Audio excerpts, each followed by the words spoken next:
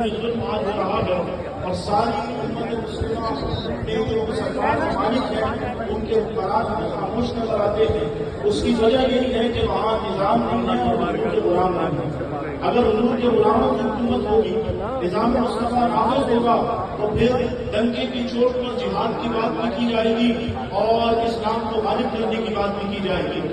मैं आपकी तवज्जो दिलाना चाहूंगा, हजरत अल्लामा शाह अहमद कुरानी सिद्दीकी रहमतुल्लाह तआला अलैह और हजरत अल्लामा